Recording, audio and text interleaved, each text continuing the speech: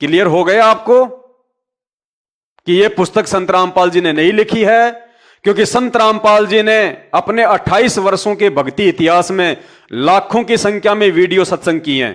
किसी भी सत्संग में उन्होंने शिवलिंग को गुप्तांग के रूप में पेश नहीं किया, शिव जी के लिंग के रूप में या उनके प्राइवेट पार्ट के रूप में पेश नहीं किया। संत रामपाल जी के द्वारा लिखित किसी भी पुस्तक में शिवलिंग का अर्थ गुप्तांग नहीं किया गया।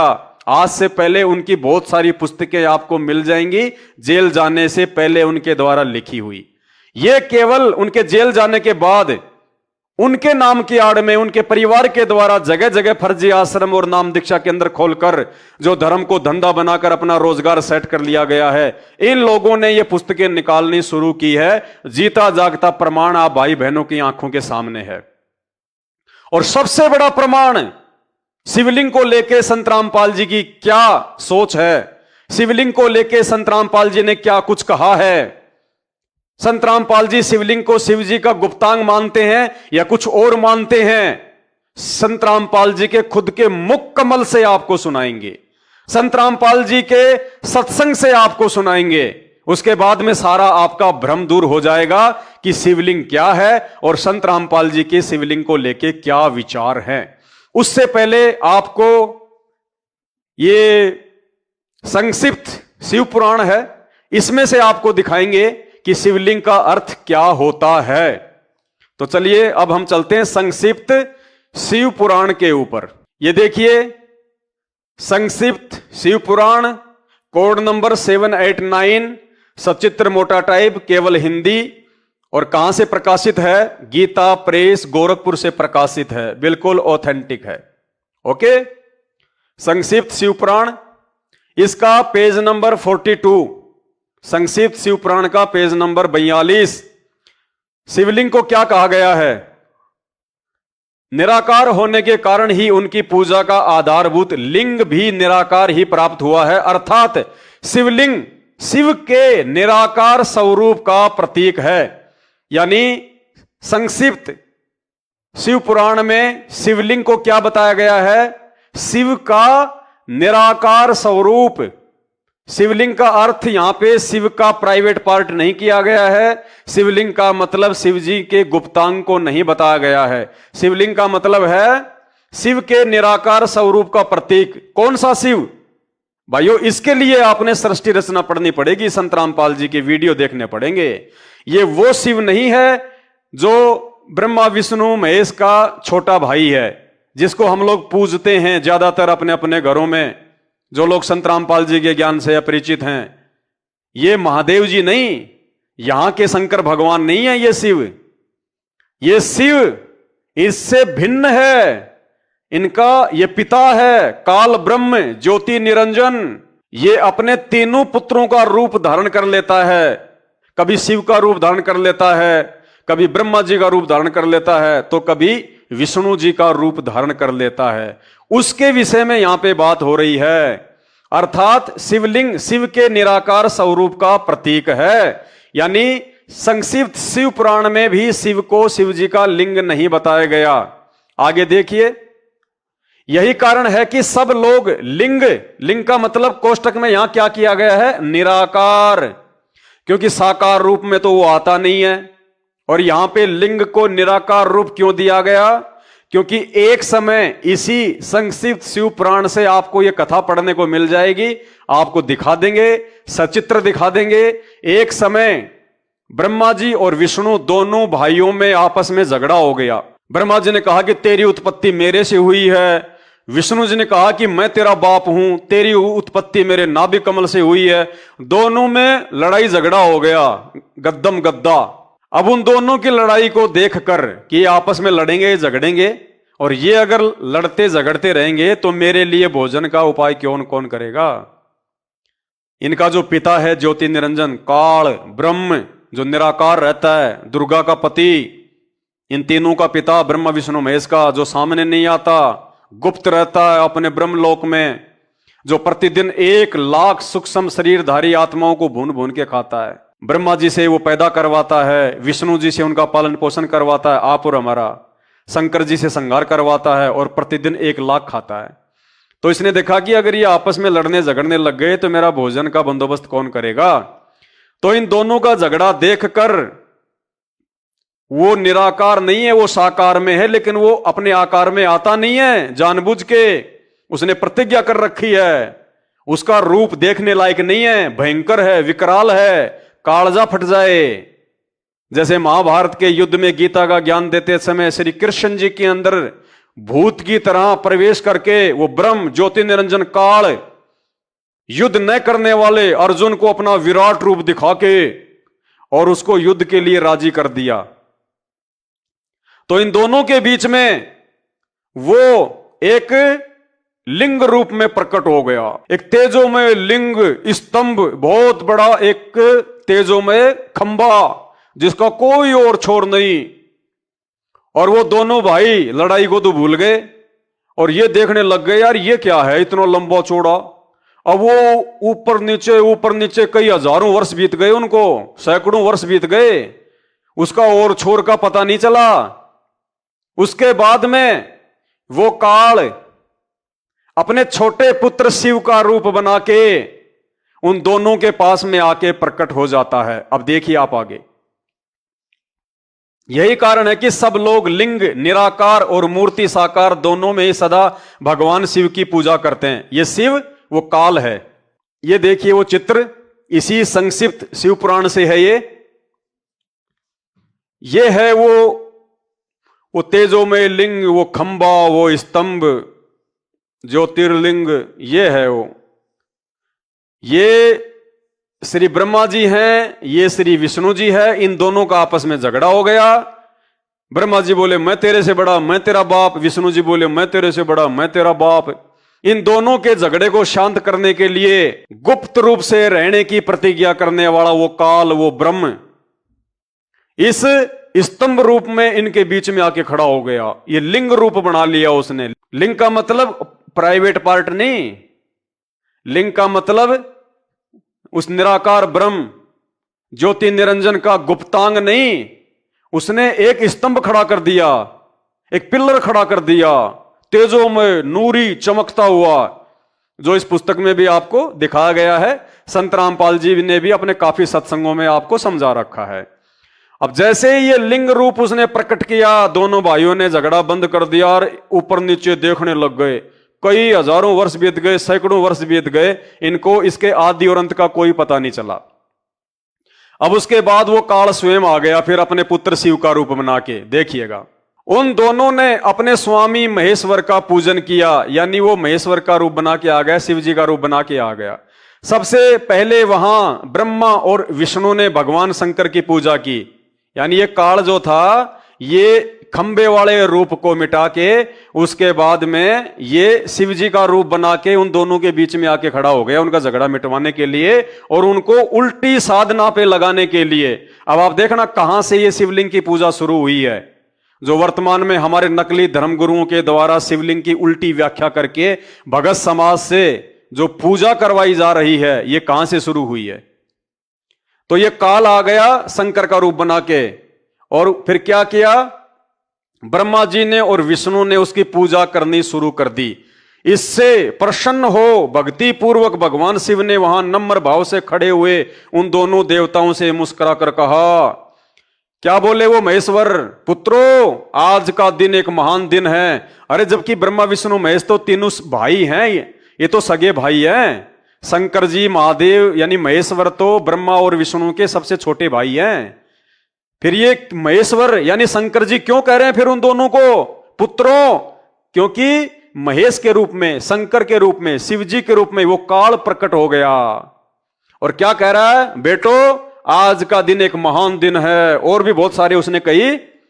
इसके समय जो जो मेरे लिंग, लिंग मतलब निष्कल अंग, उस निराकार अंग, आकृति से रहित निराकार स्वरूप के प्रतीक।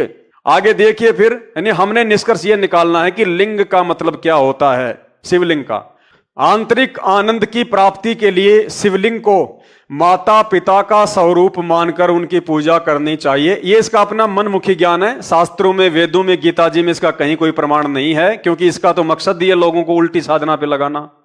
क्योंकि सारी दुनिया ब्रह्मा विष्णु महेश के पीछे चलती है। ब्रह्मा विष्णु महेश की बुद्धि इस काल के अंडर में है, ये काल जैसा उनको बताता है वैसा वो पूजा करते हैं। वो पूजा फिर ये ऋषि मुनि शुरू कर देते हैं, ऋषि मुनियों के कहने से धर्मगुरु कर देते हैं, धर्मगुरुओं के कहने से फिर आम समाज कर देता है। और इस प्रकार से पाखंड पूजा करवाना ही उस काल का मुख्य जो है मकसद है, ताकि सही भक्ति करके कोई भी आत्मा सतलोक ना चली जाए, पूर्ण मोक्ष ना हो जाए। यदि सभी लोग ये सत्य साधना करके तत्वदर्शी संत की शरण में आके सतलोक को, पूर्ण मोक्ष को प्राप्त हो गए, तो फिर मेरा भोजन कौन लाएगा, कहां से आएगा? तो उसका तो काम ही है। तो वो कह रहा है कि ये जो शिवलिंग है ना, तुम इसको माता पिता समझ के इसकी पूजा करना। कौन सी माता, कौन सा पिता, ये देखिएगा। भृग शिव पुरुष है और भृगा शिवा। शिवा यानी ये दुर्गा। यानी उस काल ने क्या किया, खुद तो शंकर जी के रूप में प्रकट हो गया और अपनी पत्नी दुर्गा को उसने पार्वती के रूप में प्रकट कर दिया। और वो खंबा जो उसने बीच में खड़ा किया था तेजो में, उसको तो अदृश्य कर दिया। और शिव और पार्वती रूप में उसने एक पत्थर का छोटा सा लिंग बना दिया, खंबा बना दिया। और क्या कहा कि बच्चों, मेरा और पार्वती का, अर्थात मुझ पुरुष का और प्रकृति का, यानी ब्रह्म का और दुर्गा का अभेद संबंध है। और उसने वो जो बनाया था जो खंबा, खंबे के नीचे उसने एक पत्थर और लगा दिया। और क्या कहा कि ये तो जो ऊपर का हिस्सा है, इसको तो तुम मेरा ही जो है रूप समझना, और नीचे के हिस्से को तुम जो है ये प्रकृति समझना। यानी मेरा और प्रकृति का अभेद संबंध है, ब्रह्म का और दुर्गा का अभेद संबंध है, लिंग और लिंगी का अभेद संबंध है, शिव और शिवा का अभेद संबंध है। और उसने वो पाखंड पूजा शुरू जो है वो करवा दी। अब आगे चल के फिर क्या हुआ? अब वो तो गायब हो गए, अपना काम वो कर गया पूरा, उसने तो वो पत्थर पूजा शुरू जो है वो करवा दी। अब आगे चल के जब ये बातें शास्त्रों में लिखी गई, अब इन शास्त्रों को समझना इतना आसान नहीं है, क्योंकि गीता जी अध्याय नंबर 18 श्लोक नंबर 66 में यही काल श्री कृष्ण जी के अंदर प्रवेश करके अर्जुन को ज्ञान दे रहा है। और 18वें अध्याय के 66वें श्लोक में क्या कह रहा है कि अर्जुन, सर्वे धर्मान परित्यज्य माम एकम शरणम व्रज अहम तवा सर्वे पापे भी मोक्षयामी मासुच। कि मेरे लेवल की जितनी भी साधना और भक्ति है तू मेरे को समर्पित कर दे और तू उस एक की शरण में चला जा, एकम जिसके बराबर कोई दूसरा नहीं है, उस एक की शरण में चला जा, मैं तुझे सभी बंधनों से मुक्त कर दूंगा। तो अर्जुन ने कहा कि भगवान वो एक कौन है जिसके बराबर, और आप कह रहे हो कोई भी नहीं है। आपने भी अपने आप को फेल कर दिया।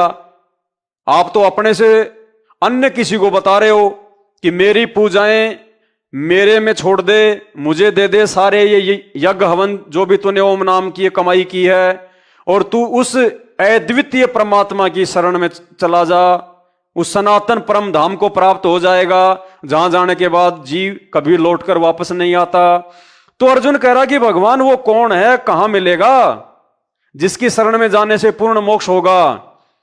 तो इस काल ब्रह्म ने श्री कृष्ण रूप में उसको कहा अध्याय नंबर 4 श्लोक नंबर 34 में कि उस तत्व ज्ञान को जो उस पूर्ण परमात्मा के बारे में जानता होगा, उस तत्व ज्ञान को तू तत्वदर्शी ज्ञानियों के पास जाकर समझ, भली भांति उनको दंडवत प्रणाम कर, छल कपट छोड़कर सरलता पूर्वक उनकी सेवा कर। उसके बाद वो तत्वदर्शी ज्ञानी तुझे उस तत्व ज्ञान का उपदेश करेंगे।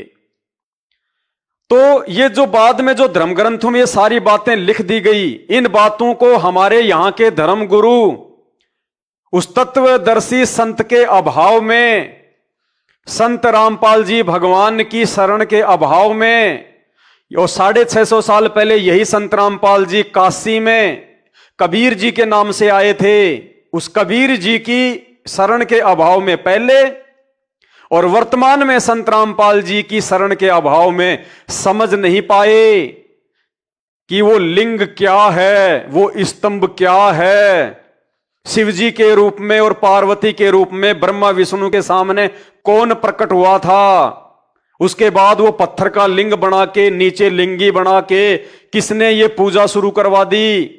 हमारे धर्मगुरु ऋषि मुनि तत्वदर्शी संत की शरण के अभाव में इस अध्यात्म ज्ञान को, इस शास्त्रों के सार को समझ नहीं पाए। और इन लोगों ने, हमारे धर्म गुरुओं ने, अब ये मुख्य पॉइंट यहां से चलेगा पुण्यात्माओं, शिवलिंग को गुप्तांग की संज्ञा क्यों दी और किसने दी, और उस पुस्तक में ऐसा क्यों लिखा गया है, ये अब आपके समझ में आएगा। अब हमारे नीचे के धर्मगुरुओं ने, यहां के धर्मगुरुओं ने, ऋषि मुनियों ने, जो बढ़ा के बाल दाढ़ी लगा के नवरत्न तेल करके काले पीले, गले में 250-300 की रुद्राक्ष की माला, 500 रुपए का भगवा पहन के, कान फुड़वा के, कुंडल पहन के, चिमटा हाथ में लेके, जटा बढ़ा के, डमरू हाथ में लेके, या और कोई आडंबर करके, तरह तरह के जो है मल्कि भेक और पंथ हैं। इन्होंने अपना वो मनमुखी ज्ञान, अपने आप को, ये संस्कृत भाषा तो इन्होंने पढ़ ली, संस्कृत तो इन्होंने पढ़ ली, लेकिन संस्कृत को पढ़ने मात्र से ये शास्त्रों का ज्ञान और सार समझ में आ जाएगा, ये कहीं नहीं लिखा हुआ। भाषा अलग है, शास्त्रों के मर्म को समझना अलग बात है। तो संस्कृत में तो ये ज्ञानी हो गए, लेकिन वो संस्कृत के शब्द, उनका बैकग्राउंड भाव क्या है, उनका तात्पर्य क्या है, ये हमारे नकली धर्मगुरु नहीं समझ पाए। और इन्होंने भगत समाज से वो शिवलिंग जो इन शास्त्रों में लिखा गया है जगह जगह, इन्होंने भगवान शिव के लिंग बताकर, भगवान शिव का प्राइवेट पार्ट बताकर, भगवान शिव का गुप्तांग बताकर पूजा करवा दी। जबकि शिवलिंग का मतलब शिव जी का लिंग नहीं होता, क्योंकि जिस समय यह पाखंड पूजा ब्रह्मा विष्णु महेश के झगड़े को मिटवाकर, जो आपने अभी देखा थोड़ी देर पहले, ये दोनों भाई जब झगड़ा कर रहे थे और बीच में उस ब्रह्म ने, उस काल ने ये लिंग खड़ा कर दिया, स्तंभ खड़ा कर दिया, और उसके बाद में अपने छोटे पुत्र शिव जी का रूप बना के और अपनी पत्नी जो है दुर्गा को पार्वती का रूप देके इन दोनों के सामने आके खड़े हो गए। और इन्होंने वो पत्थर का लिंग बना के, मूर्ति बना के, और इनको पूजा करने के लिए बोल दिया। और इसका नतीजा भाई और बहनों ये निकला कि हमारे अज्ञानी और पाखंडी धर्मगुरुओं के द्वारा, जो हमारे ही धर्मशास्त्रों को समझ नहीं पाए, और इन धर्मशास्त्रों को संस्कृत पढ़ के नहीं बल्कि तत्वदर्शी संत से ज्ञान प्राप्त करके, उनकी शरण प्राप्त करके समझा जा सकता है। हम संत रामपाल जी के लाखों की संख्या में अनुयायी हैं, हमने कभी संस्कृत नहीं पढ़नी, ना पढ़ने की आवश्यकता। संत रामपाल जी ने हमारे को तत्व ज्ञान समझाकर, सृष्टि रचना समझाकर, भारत के नहीं दुनिया के सारे ग्रंथ समझा दिए, दुनिया के सारे ग्रंथ कि उनका मूल क्या है, उनका सार क्या है। तो अब हम वापस चलते हैं इसी पुस्तक में, अंधश्रद्धा भक्ति खतरा ये जान में। अब आपको और अच्छे से समझ में आएगा कि शिवलिंग और गुप्तांग ये क्या है। तो ये पुस्तक है अंधश्रद्धा भक्ति खतरा ये जान, और इस पुस्तक को जो फर्स्ट इंडिया न्यूज चैनल का एंकर समझ नहीं पाया, उस डिबेट में अपने आप को संस्कृत के प्रकांड ज्ञाता जानने मानने वाले, वो डिबेट में हिस्सा लेने वाले लोग भी नहीं समझ पाए, अपनी अपनी बातें कह के चले गए। लाखों की संख्या में लोग मुंह फाड़ते हुए देखते रह गए कि कोई सार निकलेगा, कोई निष्कर्ष निकलेगा, लेकिन मुर्गा लड़ाई के अलावा कुछ भी नहीं निकला। तो ये पुस्तक है अंधश्रद्धा खतरा भक्ति ये जान, और इस पुस्तक को अब हम समझने का प्रयास करेंगे, और आपको अब समझ में आएगा ये शिवलिंग के साथ में गुप्तांग क्यों जोड़ा जाता है। शिवलिंग की पूजा कैसे प्रारंभ हुई। शिव महापुराण, जिसके प्रकाशक हैं खेमराज श्री कृष्णदास प्रकाशन मुंबई, और इसमें विद्यावारिधि पंडित ज्वाला प्रसाद जी, मिश्र भाग 1 में विद्वेश्वर संहिता अध्याय 5 नंदिकेश्वर यानी शिव के वाहन ने बताया कि शिवलिंग की पूजा कैसे प्रारंभ हुई। अब ये धर्मशास्त्र जिसका हवाला दिया गया है, ये संत रामपाल जी ने नहीं लिखा। इसी धर्मशास्त्र में शिव जी के वाहन नंदी ने, यानी जो बैल है, उसने बताया कि शिवलिंग की पूजा कैसे प्रारंभ हुई। तो भाई कम से कम नंदी की बात को तो मान लो। अंधश्रद्धा भक्ति खतरा ये जान, विद्वेश्वर संहिता अध्याय 5 श्लोक 27-23, पूर्व काल में जो पहला कल्प जो लोक में विख्यात है, उस समय महात्मा ब्रह्मा और विष्णु का परस्पर युद्ध हुआ। नंदी क्या कह रहा है इस शास्त्र में कि उस समय महात्मा ब्रह्मा और विष्णु का परस्पर युद्ध हुआ। अभी आपने संक्षिप्त शिव पुराण में जो देखा कि ब्रह्मा जी और विष्णु जी आपस में लड़ाई झगड़ा कर रहे थे, तो शिव जी का वाहन नंदी भी वही बात बोल रहा है। उस समय महात्मा ब्रह्मा और विष्णु का आपस में युद्ध हुआ। उसके मान को दूर करने को, यानी उनके अभिमान को दूर करने के लिए ब्रह्मा जी कह रहे थे मैं भगवान, विष्णु जी कह रहे थे मैं भगवान। तो उनके इस मान को, अभिमान को दूर करने के लिए वो इनका पिता जो साइलेंट रहता है, जो गुप्त रहता है, ब्रह्म काल ज्योति निरंजन, उनके मान को दूर करने को उनके बीच में उस निष्कल परमात्मा ने, कौन से निष्कल परमात्मा ने? काल ने, ब्रह्म ने स्तंभ रूप अपना स्वरूप दिखाया। स्तंभ रूप यानी बीच में जो खंबा खड़ा कर दिया था, जो वो पिलर खड़ा कर दिया था, स्तंभ खड़ा कर दिया था, स्तंभ रूप अपना स्वरूप दिखाया। तब जगत के हित की इच्छा से निर्गुण शिव ने उस तेजोमय स्तंभ से अपने लिंग आकार का स्वरूप दिखाया। उसने कहा कि ये मेरा बैकग्राउंड वाला रूप है, ये मेरा आकार है, लिंग रूप, ये तेजोमय रूप। उसी दिन से लोक में वह निष्कल शिव का लिंग विख्यात हुआ। यानी उसी दिन से जो इस संक्षिप्त शिव पुराण में लिखा हुआ है, संत रामपाल जी भी अपने सत्संगों में सैकड़ों बार दिखा चुके हैं। शिव जी के वाहन नंदी कह रहे हैं कि उसी दिन से, कौन से दिन से? जब ब्रह्मा और विष्णु आपस में झगड़ा कर रहे थे और बीच में उस काल ने, उनके पिता ने, ज्योति निरंजन ने, उस ब्रह्म ने जो ब्रह्मलोक में रहता है, दुर्गा का पति, इन तीनों का बाप ब्रह्मा विष्णु महेश का, झगड़ा रुकवाने के लिए और उनके अहंकार को शांत करने के लिए कि ना तू भगवान है ना ये भगवान है, और बीच में खंबा शुरू कर दिया। और फिर अपने पुत्र शिव का रूप धारण कर लिया और अपनी पत्नी दुर्गा को पार्वती रूप में धारण करके वहीं खड़ा कर दिया, और उस स्तंभ रूप को तो गायब कर दिया और एक छोटा सा एक पत्थर का लिंग उनके हाथ में दे दिया कि बेटा अब तुम इसकी पूजा किया करो। तो नंदी जी कह रहे हैं कि उसी दिन से, तब जगत के हित की इच्छा से निर्गुण शिव ने उस तेजोमय स्तंभ से अपने लिंग आकार का स्वरूप दिखाया। उसी दिन से लोक में वह निष्कल शिव जी का लिंग विख्यात हुआ। आगे पढ़िए। विद्वेश्वर संहिता पृष्ठ 18 अध्याय 9 श्लोक 40 और 43। इसमें मैं अज्ञात स्वरूप हूं, पीछे तुम्हें दर्शन देने के निमित्त साक्षात ईश्वर, तत्क्षण ही मैं सगुण रूप हुआ हूं। यानी काल क्या कह रहा है कि तुमने जो खंबे वाला रूप देखा ना, वो तो है मेरा मतलब निष्कल रूप है, वो मेरा निर्गुण जो है रूप है। और उसके बाद तुरंत ही तुम्हारे सामने जो मैं शंकर जी के रूप में और अपनी पत्नी दुर्गा को पार्वती के रूप में लेके जो तुम्हारे सामने जो मैं प्रकट हो गया, ये मेरा साकार रूप है। पीछे तुम्हें दर्शन के निमित्त साक्षात ईश्वर, तत्क्षण ही मैं सगुण रूप हुआ। मेरे ईश्वर को सकल तत्व जानो, और ये निष्कल स्तंभ ब्रह्म का बोधक है। लिंग लक्षण होने से यह मेरा लिंग स्वरूप निर्गुण होगा। इस कारण हे पुत्रो, ब्रह्मा विष्णु महेश को कह रहा है कि हे बेटो, तुम नित्य इसकी अर्चना करना, तुम नित्य इसकी पूजा करना। लिंग की, उसकी खंबे की, जो पत्थर के रूप में उनको दे दिया, यह सदा मेरी आत्मा रूप है और मेरी निकटता का कारण है। लिंग और लिंगी के अभेद से ये महत्व नित्य पूजनीय है। लिंग यानी वो पत्थर का टुकड़ा, और लिंगी यानी उसने वो शिवा का जो रूप बनाया, अपनी पत्नी दुर्गा का संकेत, चिन्ह। यानी लिंग रूप तो हो गया ये काल का, लिंग रूप हो गया काल का, और साथ में उसने उसके नीचे जो लिंगी आकार में बना हुआ है वो उसने दुर्गा का प्रतीक बताया, प्रकृति का प्रतीक बताया, शिवा का प्रतीक बताया। लिंग और लिंगी के अभेद से यह महत्व नित्य पूजनीय है। विवेचन, यह विवरण श्री शिव महापुराण खेमराज श्री कृष्णदास प्रकाशन मुंबई द्वारा प्रकाशित है।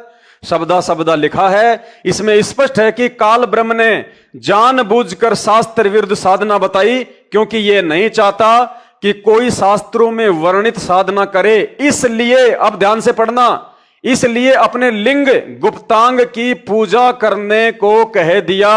भाई बहनों, ये तो सही है कि भाई अपने लिंग की पूजा करने को कह दिया, लेकिन ये जो गुप्तांग शब्द जो लिख दिया गया बीच में, ये संत रामपाल जी का नहीं है।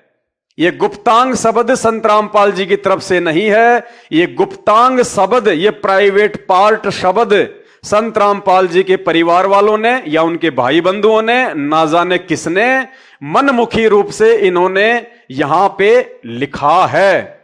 क्योंकि लिंग रूप तो हमारे शास्त्र ही प्रमाणित कर रहे हैं, लेकिन लिंग का मतलब उसका प्राइवेट पार्ट होता है या उसका गुप्तांग होता है, यह संत रामपाल जी का कथन नहीं है। इस पुस्तक में संत रामपाल जी का लेखक के रूप में नाम जरूर लिख दिया गया, लेकिन लिंग के आगे ये गुप्तांग अर्थात ये प्राइवेट शब्द संत रामपाल जी के विचार नहीं है। ये उनके परिवार की मनमुखी सोच है। इस पुस्तक को लिखने वाले की, जिसने नाम तो लेखक के रूप में संत रामपाल जी का लिख दिया, लेकिन विचार उसने अपने लिख दिए। तो ये जो लिंग के साथ में जो गुप्तांग शब्द है, ये संत रामपाल जी की सोच नहीं है, इसलिए अपने लिंग गुप्तांग की पूजा करने को कह दिया। अब भाई और बहनों, आपको और अच्छे से समझ में आएगा आगे। अब ये देखिए, अब जो ये चित्र बना के जो समझाया गया ना, ये चित्र संत रामपाल जी के विचार नहीं है। नहीं जी, ये चित्र बनाकर जो समझाया गया है, आप इसके बैकग्राउंड को समझिए।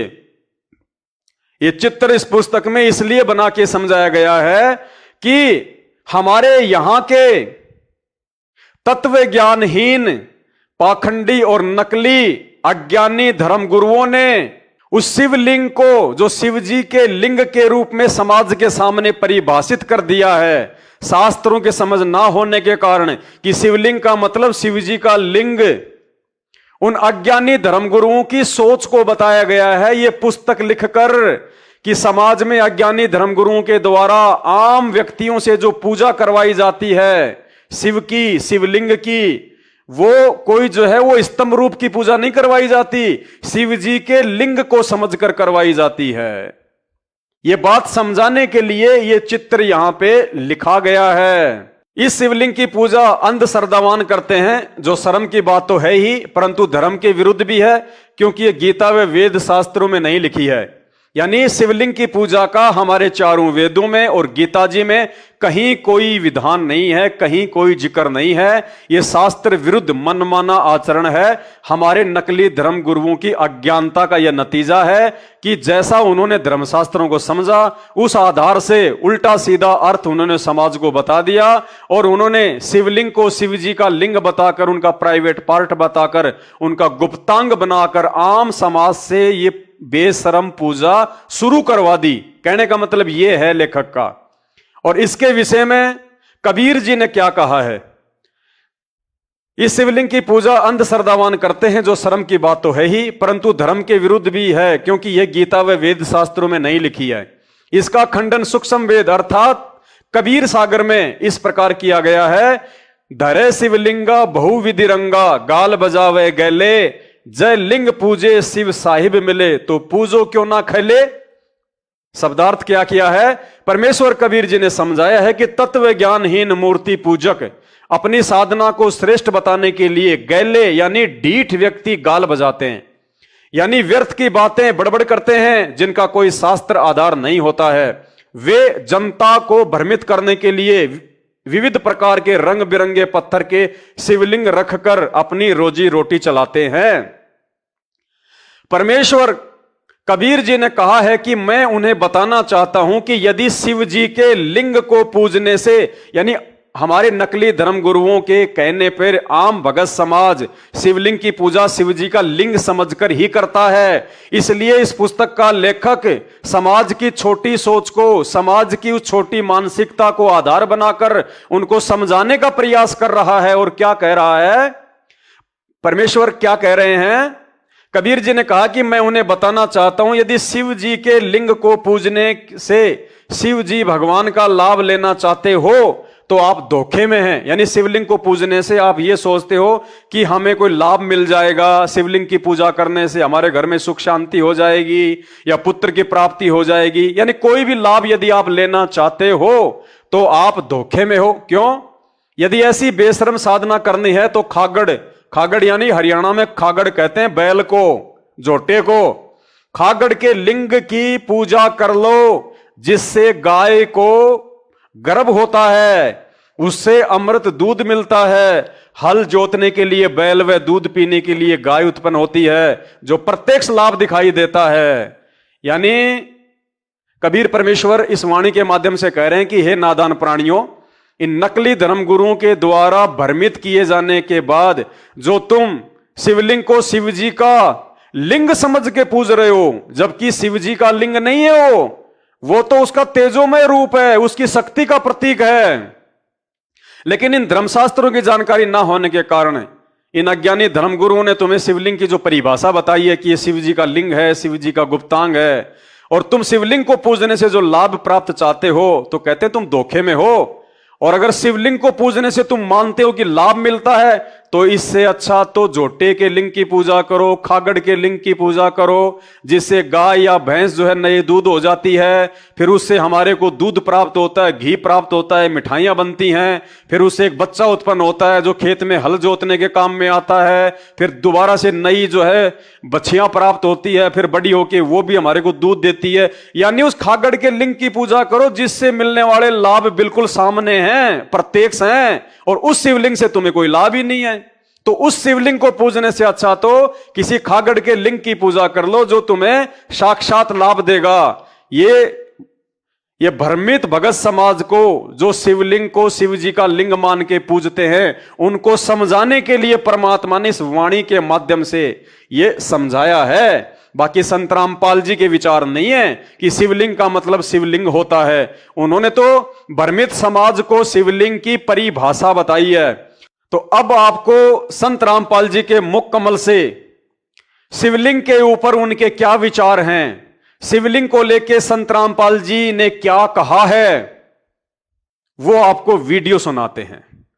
और ये वीडियो सुनने के बाद में आपका सारा का सारा भ्रम निवारण हो जाएगा कि ना ही तो इस पुस्तक में शिवलिंग के आगे कोष्टक में गुप्तांग संत रामपाल जी ने लिखा है, और ना ही संत रामपाल जी शिवलिंग को शिव जी का गुप्तांग मानते हैं। ये गुप्तांग की पूजा कहां से शुरू हुई, ये किन लोगों ने शिवलिंग को जो है शिव जी का प्राइवेट पार्ट मान के पूजना शुरू किया है, किन लोगों के कहने से पूजना शुरू किया है, ये सब आपने देख लिया, जान लिया, पहचान लिया। अब संत रामपाल जी के शिवलिंग को लेके क्या विचार हैं? क्या संत रामपाल जी शिवलिंग को शिव जी का गुप्तांग मानते हैं, या फिर संत रामपाल जी इस पुस्तक के अनुसार या हमारे अन्य धर्म ग्रंथों के अनुसार जिनमें शिवलिंग की व्याख्या की गई है, उन सब के अनुसार संत रामपाल जी के शिवलिंग को लेके क्या विचार है? तो सुनिए, ये 2 मिनट का वीडियो ध्यान पूर्वक सुनिएगा, जिसमें संत रामपाल जी कह रहे हैं कि शिवलिंग का मतलब होता है शिव जी का प्रतीक, शिव जी की शक्ति का प्रतीक। वो तो बहुत तेजोमय है, नूरी है, उसकी शक्ति का प्रतीक है। और फिर संत रामपाल जी कह रहे हैं, और यहां इन नकलियों ने, इन नकली पाखंडी धर्मगुरुओं ने शिवलिंग की ऐसी व्याख्या बना के भगत समाज के सामने पेश कर दी, जिसको बताते हुए भी हमारे को शर्म आती है। यानी संत रामपाल जी तो खुद शिवलिंग की व्याख्या जो नकली धर्मगुरुओं ने देकर समाज को भ्रमित कर रखा है, और शिवलिंग को शिव जी का गुप्तांग बना के जो पूजा शुरू करवा रखी है, संत रामपाल जी तो कह रहे हैं हमारे को तो व्याख्या करने में भी शर्म आती है। और शिवलिंग का वास्तविक अर्थ उन्होंने क्या बताया, सुनिए खुद उनके मुख कमल से। उसके बाद आप सब समझ जाएंगे कि यह पुस्तक अंधश्रद्धा भक्ति अखतरा संत रामपाल जी ने लिखी है। इस पुस्तक में लिखे हुए विचार उनके हैं या किसी और के हैं। सुनिए पहले ये वीडियो। दो दल कमल प्रेखो जाना, ब्रह्मरंद्र की घाटी जाना। आगे जाके दो दल का कमल त्रिकुटी कमल में है। बंकापुर बंका है नगरी, घाट बाट कुछ पंथ ना पग डगरी। घाट बाट नहीं तासे के अवगत नगर निदान, सतगुरु के प्रताप से पहुंचे कोई संत सुजान। कि अब यहां से ब्रह्मरंद्र को पार करना है। ब्रह्मरंद्र को पार करके आगे एक शिव का लिंग है, ये नहीं पत्थर का। ये जो लिंग की परिभाषा यहां बना रखी है, कति अनजान लोगों ने गुमराह कर रखी। वहां पर एक स्तंभ है, लिंग कहते हैं इसको, खंबे को। और वो सख्त यानी उससे तेज पुंज से है। एक इतना चमक प्रकाश का इतना लंबा वो स्तंभ है वहां पर, उसको शिवलिंग कहते हैं। शिव माने शक्ति का प्रतीक। उस ब्रह्मरंध्र को पार करके ईश्वरी उस निरंजन की शक्ति का वो प्रतीक है। वो स्तंभ जैसे झंडे लाले नारे नारे, ये फलानी पार्टी का, ये फलानी पार्टी का, वहां पर शिव का लिंग है। लिंग माने वो खंबा बहुत लंबा और वो बहुत चमक वाला तेज का है, प्रकाश में है। कहते उसके बाद वो शिव के लिंग को पार करके जब आपने निरंजन के लोक में जाना है। और ये शिवलिंग और बना रहे बड़ी बुई चाड़ा वाला मूर्ति बना लिया, उसकी परिभाषा सुनाने ध्यान भी शर्म आवे। तो भाई और बहनों, संत रामपाल जी के मुख कमल से शिवलिंग की व्याख्या को लेके ये छोटा सा सत्संग सुन के आपके समझ में आ गया होगा, जिसमें संत रामपाल जी कह रहे हैं कि ब्रह्मरंध्र को पार करके आगे एक शिवलिंग है। ये शिवलिंग नहीं जो यहाँ के नकली धर्मगुरुओं ने ये पत्थर का बना के और बेहुदा पूजा शुरू करवा रखी है, शिव जी के लिंग का नाम देके, गुप्तांग का नाम देके, जिसको सुनाते हुए भी हमारे को शर्म आती है। शिवलिंग यानी आगे चलकर शिव जी का शक्ति का प्रतीक है। उस ज्योति निरंजन की शक्ति का प्रतीक है, उस काल की शक्ति का प्रतीक है। बहुत तेजोमय है, नूरी है, बहुत चमकदार है। जैसे हर देश का एक झंडा होता है, वो झंडा उस देश की शक्ति का प्रतीक होता है। ठीक इसी प्रकार वो शिवलिंग उस शिव की शक्ति का प्रतीक है। एक बार फिर से सुन लीजिए वीडियो और उसके बाद आप खुद ही निर्णय कर लेना कि इस पुस्तक में लेखक के द्वारा जो लिखा हुआ बताया गया है शिवलिंग के आगे कोष्टक में गुप्तांग, ये संत रामपाल जी के विचार हैं या संत रामपाल जी के नाम से अपने अज्ञान को संत रामपाल जी के ज्ञान के ऊपर जबरदस्ती थोपने का प्रयास किया गया है। सुनिए एक बार वीडियो। दो दल कमल प्रेखो जाना, ब्रह्मरंध्र की घाटी जाना। आगे जाके दो दल का कमल त्रिकुटी कमल में है। बंकापुर बंका है नगरी, घाट बाट कुछ पंथ ना पग डगरी। घाट बाट नहीं तासे के अवगत नगर निदान, सतगुरु के ऊपर ताप से पहुंचे कोई संत सुजान। कि अब यहां से ब्रह्मरंध्र को पार करना है। ब्रह्मरंध्र को पार करके आगे एक शिव का लिंग है। ये नहीं पत्थर का, ये दो लिंग की परिभाषा यहां बना रखी है, कति अनजान लोगों ने गुमराह कर रखी।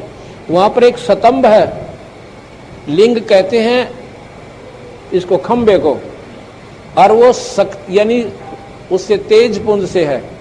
एक इतना चमक प्रकाश का इतना लंबा वो स्तंभ है वहां पर, उसको शिवलिंग कहते हैं। शिव माने शक्ति का प्रतीक। उस ब्रह्मरंध्र को पार करके ईश्वरी उस निरंजन की शक्ति का वो प्रतीक है। वो स्तंभ जैसे झंडे लाले नारे नारे, ये फलानी पार्टी का, ये फलानी पार्टी का, वहां पर शिव का लिंग है। लिंग माने वो खंबा बहुत लंबा और वो बहुत चमक वाला तेज का है, प्रकाश में है। कहते उसके बाद वो शिव के लिंग को पार करके जब आपने निरंजन के लोक में जाना है। और ये शिवलिंग और बना रहे बड़ी बुई चाड़ा वाला मूर्ति बना लिया, उसकी परिभाषा सुनाने ध्यान भी शर्म आवे। तो भाई और बहनों, ये पुस्तकें झूठी हो सकती हैं, ये गलत हो सकती हैं, क्योंकि ये पुस्तकें संत रामपाल जी के जेल जाने के बाद लिखी गई हैं। और ये पुस्तक कौन लिखता है, आपने सृष्टि रचना नाम की पुस्तक में अच्छे से देख लिया कि ये पुस्तकें संत रामपाल जी के ज्ञान को जैसा लोगों ने समझा है उस आधार से लोगों ने पुस्तकें लिख दी। तो हम इन पुस्तकों पे विश्वास नहीं कर सकते। और आपने ये गरिमा गीता की जो पुस्तक है, इसका पेज नंबर 28 और 30 भी आपने पढ़ लिया, वो वाणी भी आपने पढ़ ली जो संत रामपाल जी के ज्ञान के विरुद्ध लिखी गई है। उस वाणी का सरलार्थ भी संत रामपाल जी के ज्ञान के विपरीत किया गया है। तो भाई और बहनों, हम शिवलिंग को शिव जी के गुप्तांग का नाम नहीं दे सकते, क्योंकि ना ही हमारे पूज्य गुरुदेव भगवान ने दिया, ना हमारे पूज्य गुरुदेव भगवान ने अपनी किसी पुस्तक में लिखा, ना 28 वर्षों के भक्ति इतिहास में कभी उन्होंने अपने मुख कमल से या अपने द्वारा लिखी गई पुस्तकों में शिवलिंग को शिव जी के गुप्तांग की संज्ञा दी। ये तो यहां के नकली धर्म गुरुओं ने उस काल प्रेरणा से इन शास्त्रों को ना समझ पाने के कारण और इनका मनमाना सरलार्थ करते हुए भगत समाज के ऊपर थोप दिया और बेचारा पूरा भगत समाज आज उल्टी साधना, शास्त्र विरुद्ध मनमानी साधना पे आरूढ़ है। लक 84 में जाता है, गधा कुत्ता सुअर बनता है, 84 लाख योनियां भोगने के बाद फिर एक मानव जन्म प्राप्त करता है और जन्म और मृत्यु के चक्कर में खुद वो नकली धर्मगुरु भी और उनके पीछे अंधश्रद्धा के तहत पड़े हुए लोगों का भी यही असर होता जा रहा है।